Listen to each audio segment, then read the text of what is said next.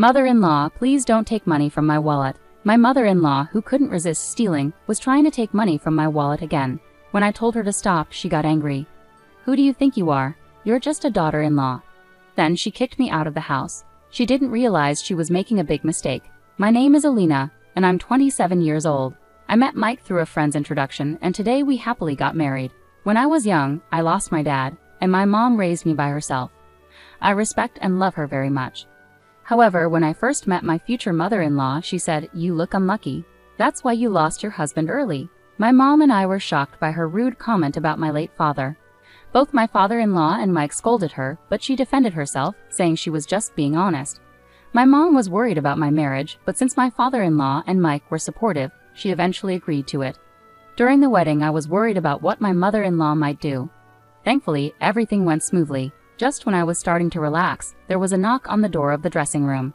"Alina, it's your mom and Robert. Can we come in?" "Yes, please come in." It was my mom and her boyfriend Robert.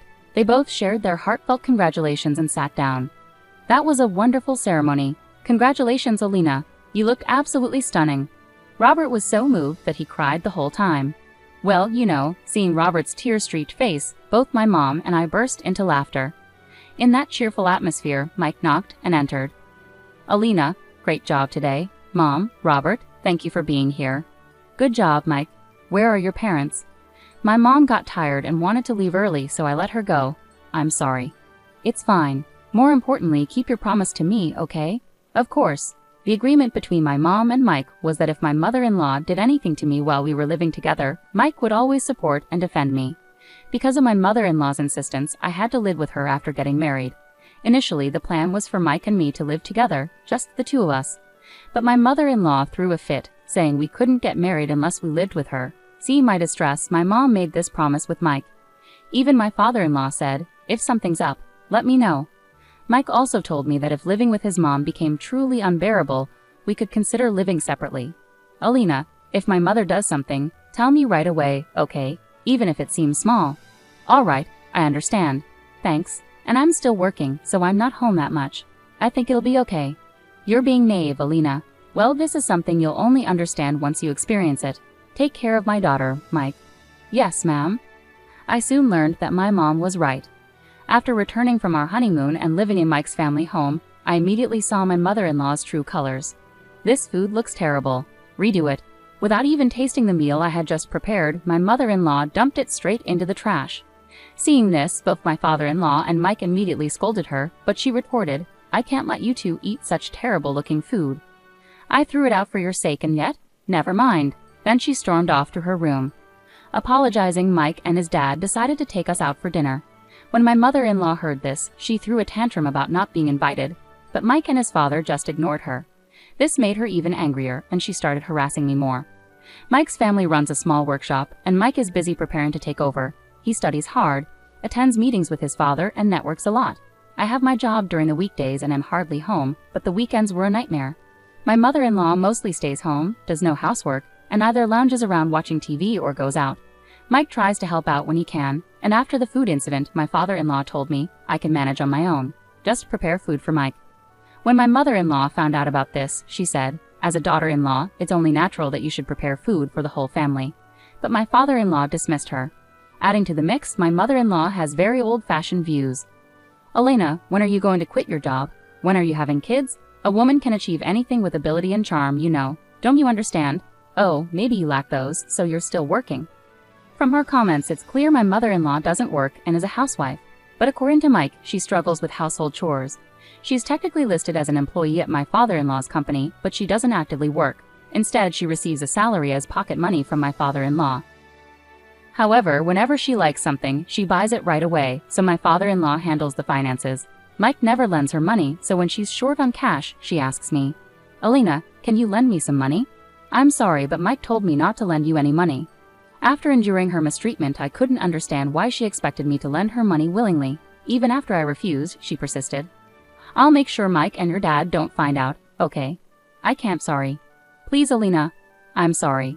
My mother-in-law tried to smile and pleaded with me, but when I continued to refuse, she erupted in her usual temper tantrum. "Why are you being so difficult? You're really stingy for not helping me, even though I'm asking nicely. I can't believe it. That's why I treat you badly. Does she even realize she's the one being mean? It's surprising that someone as kind-hearted as Mike could have a mother with such a personality. Just when I was mentally trying to escape from her drama, she stormed off somewhere, clearly irritated. When Mike came home and I told him about his mother pestering me for money, both he and my father-in-law scolded her. Instead of feeling sorry, my MIL glared at me and accused, "You tattled." She then sneakily tried to rummage through my purse and take cash from my wallet. While I was out of the room, we made eye contact as I walked back in. "MIL, don't you dare take money from my wallet. I can't believe this." I warned her, but she snapped back at me. "Who do you think you are? You're just a daughter-in-law. It's like stealing from someone else's wallet. How dare you speak up to me? Unbelievable. If you're going to be like this, just leave this house." I had reached my limit with my selfish MIL. Honestly, getting away from her unreasonable behavior would be a relief. I told her, "Fine," and started packing my things. She watched me with a smug grin, seemingly satisfied. "Thanks for everything." It had only been 3 months since I moved in with my in-laws, but I vowed never to live with my MIL again and went back home in anger. I was so upset that I forgot to tell Mike. However, when he returned home, he found out from his father about what had happened with his mother. "Where's Alina? Hey, where did Alina go?" When Mike and his father returned home from work and noticed I was gone, they asked my MIL about it. She proudly said, "Oh, I just kicked that useless daughter-in-law out." She laughed loudly, but both Mike and his father looked worried and uneasy. Seeing their serious reaction, she continued obliviously. "This is what I've been saying. I warn you not to marry a woman from a single-parent family. She's always disobedient and challenges me." All she had to do was agree with whatever I said. "What have you done?" My father-in-law shouted, more agitated than I had ever seen him. My MIL looked shocked, clearly not expecting such a reaction. Father-in-law collapsed to his knees, looking devastated, muttering, "It's over, my life is over." "What's wrong?" My MIL seemed bewildered, struggling to grasp what was happening. "You've done something unthinkable. Why did you kick her out?" Father-in-law's voice trembled with emotion. "Elena is the stepdaughter of the CEO of the company we do business with." "What?" It finally dawned on my MIL what she had done. Her face went pale for a moment, but she quickly composed herself, insisting she hadn't done anything wrong. "Mike, call Alina right now." I did. She's at Robert's place now. "This is serious. Let's go immediately." I got a call on my cell from Mike, telling me that his father-in-law was possibly putting his mother-in-law into the car and heading our way. From the background noise, I could hear my MIL shouting frantically and my father-in-law yelling, "Robert, you came to the wedding with my mother as her new husband." Even though he's technically my stepfather, it turns out Robert is actually the boss of my father-in-law's business client. My mother had always said she wouldn't remarry until after I got married, so she hadn't met our families until the wedding and wasn't seated in the family section at the ceremony. So my mother-in-law doesn't know about this. My father-in-law only recently found out that Robert was my mother's new husband. Robert married my mother after I got married, but I've known Robert for nearly 20 years. After my father passed away, my mother raised me on her own. No matter how tough things got, she never complained and was always smiling, brightening up everyone around her. Robert, smitten by her, proposed to her, but she apparently told him she wouldn't marry anyone until after I was married. I don't want to burden Elena anymore, getting a new dad, changing her last name, moving. I can't make her go through all of that just because of adult circumstances. I'm so sorry. I'll wait. Huh? I'll wait until Alina grows up, becomes independent, and someday gets married and is happy. Then it'll be my turn to make you happy. Robert, can I stay and watch over Elena with you until then? By then, won't we be pretty old? It doesn't matter. If we're talking age, I'll be even older. Robert laughed heartily, my mother with tears in her eyes, thanking him. Robert respected my mother's wishes, always promising to wait. They never officially married until I did, but I knew they deeply loved each other, even after losing my father. Sometimes I felt like if my mother married Robert, she would be taken away from me. There were times I wasn't kind to Robert, but he always treated me lovingly, often taking us out or going on trips. He even tried to pay for my college tuition. My mother declined, saying it was a matter of principle. That's the kind of relationship we had with Robert. Of course, my childhood home now belonged to Robert, so as my MIL suggested, we returned there.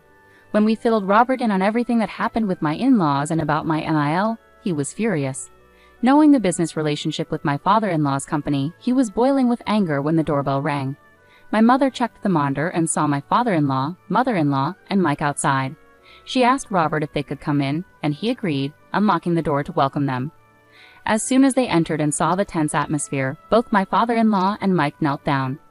"We're deeply sorry. My wife was very rude to Alina. It seems she forced Elena to leave. My father-in-law apologized. I'm sorry too. If Elena is uncomfortable, we can stop living together, Mike added. While they were apologizing, my MIL stood defiantly with her arms crossed. What are you talking about? Elena is the one at fault here, right? I did nothing wrong. Besides, who will do the housework now that Elena is gone? I was stunned, unable to close my open mouth. Looking at my indifferent MIL, I knew she lacked common sense, but I never expected her behavior to escalate like this. It was my father-in-law who finally broke the silence. I knew you were sheltered and naive, but I never imagined you'd go this far, he said with resignation.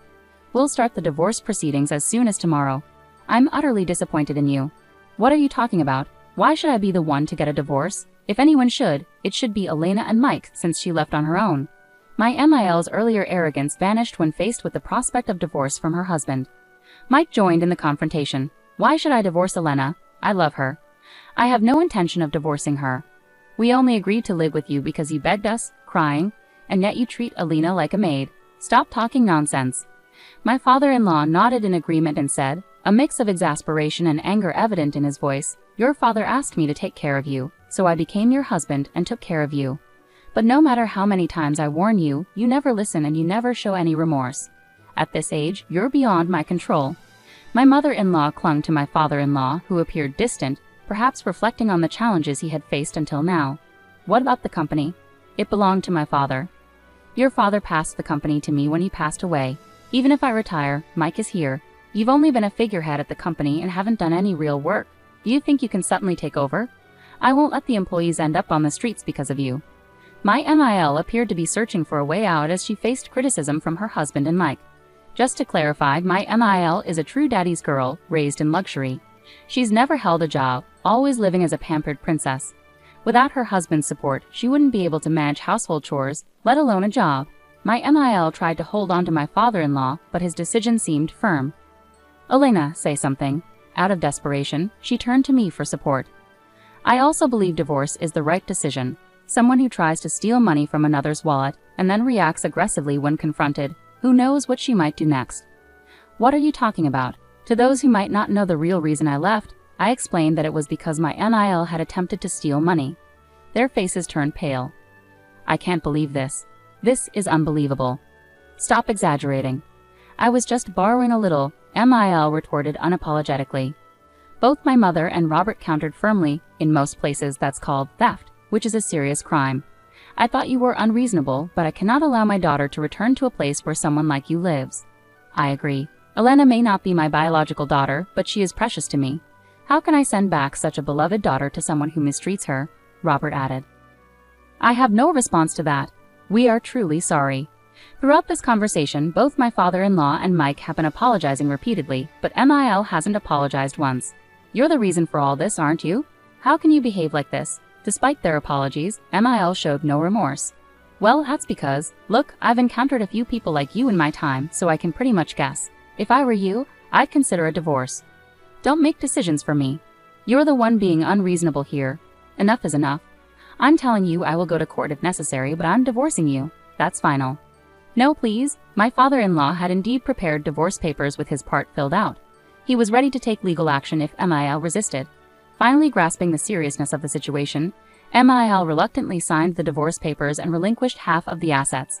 My father-in-law seemed strangely relieved. Mike kept his promise to my mom and severed ties with MIL. Even my father-in-law distanced himself from her. After the divorce, MIL couldn't curb her shopping habits and quickly spent through her share of the assets. Despite trying to reach out to them multiple times, both were steadfast in blocking her out completely. Recently, I happened to see someone who resembled MIL. She had aged considerably, losing her once proud and arrogant demeanor, looking frail and fragile. Her whole presence had changed. Due to her behavior, she had always been kept at a distance. Now, after everything that happened, negative rumors about her were spreading like wildfire. It seemed no one was willing to help her anymore. It's said that she's finally feeling remorse for her actions.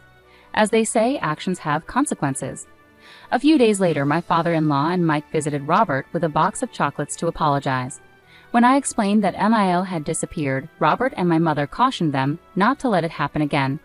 Afterward, I returned to Mike's family home. Since MIL left, my stress levels have dropped significantly. Not just me, but both my father-in-law and Mike also seem to be much happier. Soon after, I found out I was pregnant, and the whole family was overjoyed. We are eagerly awaiting the arrival of our new family member.